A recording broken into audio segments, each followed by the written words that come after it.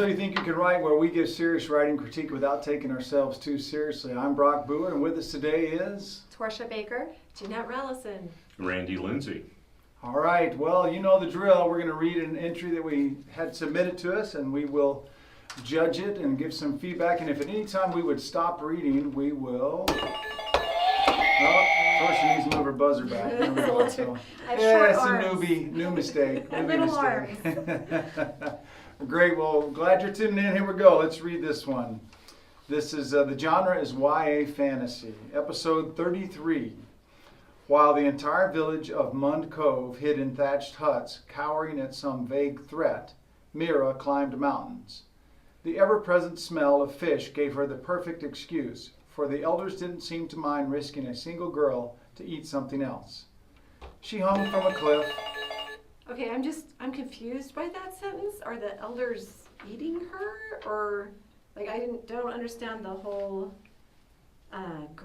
risking a girl to eat something else. That doesn't make sense to me. Ooh, cannibalism, awesome. I like the story already. Maybe it was cannibalism. Maybe that's where you're going. I think they're risking her going somewhere to bring them back food. That's what I got from it. Okay. But all right. I could be wrong. No, Okay. well, no, that probably makes more sense. It just wasn't clear. I like it better that they just bored with their normal Oh, menu yeah. and they're just going to eat someone for fun. Okay. I see. All Okay, right. here we go then. She hung from a cliff, one hand anchoring her to the rock and the other adjusting her collecting pouch. She chose her next target, a mound of grass and twigs engulfing the rock shelf that held it. Then she scrambled upward. Fingers found each tiny crack in the cliff. The toe of her boot kicked through pockets of moss to the hard rock beneath. She hoisted herself level to the nest and then paused to catch her breath. Seagull cries behind her sharpened, and for only a second she wondered which screaming voice owned these eggs. Sorry, I know I apologize every time I hit the buzzer. So we're already halfway down the page, and I don't really have a sense of her character. I mean, is she scared? Is she determined? I want some more internal thoughts kind of mixed in with this description. I'm usually the So- internal thought police. It's nice to pass that honor on to you. Well, We have a deputy. I don't feel like I'm in her head yet. I want to be experience this with her, but I don't know how she feels about this experience. So I just want a little more internal thought at this point. So. Okay. Sorry, she told the cloud of wings at her back, but you would not like to be cooped up in the village either. The village meant smoky indoor rooms filled with voices, demands for her labor, judging silence as other girls pretended not to understand her accent. On the cliffs, none of it mattered. She had only herself. I felt that was kind of awkward. And up in the previous paragraph, I had a line that I felt was awkward, but I didn't buzz on it. So when you're reading it, it just doesn't sound smooth and clear to me. Which Okay. one? Let's see if it's the same one that On the bugged cliffs, me. none I on the already cliffs, buzzed. none of it mattered. She had only herself. No, it was a seagull cries behind her sharpened. That sounded odd to me. I mean, maybe that's correct. But it grabbed my attention. It was hard for me to move on. But what I buzzed was the judging the silence as other girls pretended not to understand her. I don't know, that sentence is kind of long and it was confusing to me. Okay. It was a little long. All right. She had only herself, the strength in her own arms and the call of every horizon to climb on. And if she happened find a hint about the missing villagers, so much the better.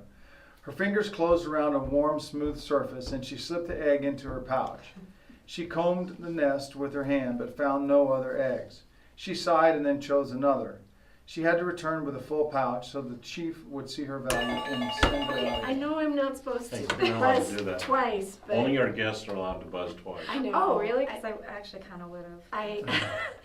Okay, These are at least this one is a little thing and it's easy to fix, but you They're have little she combed, she sighed, she had, right in a row, and that was after, she had, and if she happened. I'm getting a lot of she's in here, so you need to mix that up a little bit. And a lot of times because I do this too, I think everybody does, an internal thought, a description, just add a sentence in there so it's not just she. Or even changing the structure of the sentence can do Yes, it. but if you don't do too much. Careful, because then that's when The we ing get issue, yes. combing the nest with her hand, she found no other eggs. And it's Yeah. like, no, don't do that. Go with a description or an internal thought. Right. And then, of course, and she happened to find a hint about the missing villagers. So that was a And missing a word, typo. which can Oh. be a killer right there. But on the that first my page. There's a- intrigue perked up at that, because I know I'm not worried about her in danger, Mhm, because I know you're not going to kill her off in the first chapter. But missing villagers, I was like, ooh, missing villagers. Which is actually one of the things maybe I think is a weakness in this is I don't know if I care about her yet. Yeah. And again, I've seen nothing here to make me care about that goes her. back to internal thought. Right. And if she happened to find a hint about the missing villagers, that piqued my interest because I don't know the missing villagers, but I don't care about her yet, and I'd like to have something that make me care And about I think that the author put the part about the judging girls in there so we would care about her, so that we would know she's an underdog, and that's a good thing. But at this point, it feels like the author is telling us about this girl instead of the girl telling us. So this is actually a great scene, but because we have no internal thought, you're right. It's just like, So put us in her mind, give us her internal thoughts, and show us whether she's scared to be doing this, but it's just better than hanging out with these awful people, or whether she's like, I'm proud that I can do this. This is, this is where I belong. I'm in my element, or whatever she's thinking. But there are some really good, as we talked about, sensory things in here. I mean, she's got the Yes. smell of smoke, the smell of fish, the sounds of the seagulls, the feeling, the same the thing. fingers. Yeah, I Those are noticed really those. good. That is really probably the strongest part about this. Yes. Yes, definitely. I agree. That I was going to say that, so I'm glad that Brock pointed that out. Is the sensory details? It really is great having those in there. You just got to bring a little more internal thought and clean up a couple of these sentences. There is one that it looks like a little typo, so it's not a big deal, but you want to take those out before you send it to an agent or an editor. On the first line where it says vague threat, the T is capitalized. So make sure you lowercase that T. And it looks like there's a little bit of like extra spacing going on. That's right. You justified it on Oh, is both that how sides. it's Yeah. okay? All right, You don't never have to mind. justify your stuff. Don't justify Don't yourself. justify it. Randy, any other thoughts before we Wait, vote? I have one. Oh, I have another, and this was just a little bit of a confusing sentence to me that pulled me out of the story while I was trying to figure it out. Okay, so she's on the cliff. We still kind of at this point don't know why she's on the cliff. That's her goal. She chose her next target, a mound of grass and twigs engulfing the rock shelf that held it. And I'm thinking, her target's a mound of grass. I'm just collecting Nest. eggs. Right. Mhm. Except But for be I specific. didn't Make it know that clear. was a nest. She should have I'm said like, handhold. I think that's what she was going for. Or maybe Oh, she you were was thinking handhold. handhold I think or it's a that's true. nest. So there's confusion. Yeah. Yeah. that's true. Well, afterwards I thought it was a nest, but I'm like, why is she looking for grass and twigs up there? So Yeah. I would be, I'm assuming the eggs, but yeah, make it clear what her goal is so that we can root for her as she's going to that. She's getting to her goal. Unless you're a bird lover, then maybe you don't. Maybe you want her to fall off. that could be an interesting twist. Off she goes. Well, Well, then we could find out about the villagers. But We now- know what happened. The to missing them. villagers bind her. They fell off. But that's a good point. And then that brings in the cannibalism. If there was a threat of her falling off, that would add tension to this because there's really not much tension here. I mean, yeah, she apparently doesn't get along with the rest of the village. But we're not seeing that clearly. That's a really low level tension. But the imminent threat of plunging to your death, that's good tension. And it might be implied that there's a threat of her falling off, but We don't know. it would be better if she stumbled, a foot Show slipped us. out from underneath her. That's real tension, and then it perks up our interest. Yeah. Well, let's vote on it. Randy, let's start with you. This is well written. It's smooth, but I'm going to give it a right because I don't think we're at the right spot. She mentions finding a clue for the missing villagers. That catches my attention. That's where you should start, in my opinion. Then that way we immediately have a goal.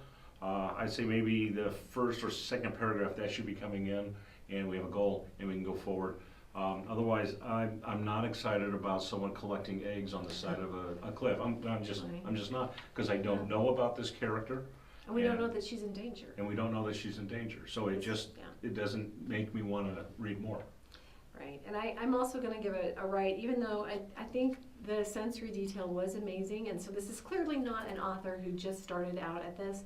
I think this is shows that she's learned, or he's learned the craft somewhat. But yeah, I think we need some clarity, why the goal is important. Are they going to go without food if she doesn't get this? Does this give her status to bring this back? So, goal and internal thought. We have one line of dialogue here, but I almost feel like it was the author didn't know how to put an internal thought, so she had her speaking out loud to the seagulls. So yeah, just have an internal thought. You don't need to have the characters speaking out loud. I'm going to have to agree with the right for all these reasons as well. Give us her goal, make it clear. Give us more internal thoughts so we can really, get an idea of who she is, so we're rooting for her. And that doesn't mean that she has to be perfect. She can still have flaws, of course, but also give us the consequence of failure. Let us know what's at stake. We want to know those stakes, and that's going to up the tension in this piece as well. But I agree. I mean, I could tell you have some really strong things here. So definitely things that we pointed out that are your strengths. Make sure you still incorporate that in when you go and do your rewrite. So, and then it's going to be a really strong piece once you do that. So. I agree. I'm going to also give it a right. Again, smoothly written, a lot of sensory, good, strong writing. I just think it maybe starts at the wrong place. Maybe she needs to drop one of the eggs and watch it crash on the rocks below. Then we get a better sense of the tension. Maybe that's another technique you could use. But I think this could be a good story. I haven't fallen in love with the character yet. And so maybe you're starting at the wrong spot. But obviously, good, strong writing skills with this piece. So, well, did we get it right? Comment below and let us know. And until next time, get ready. Get set. Right.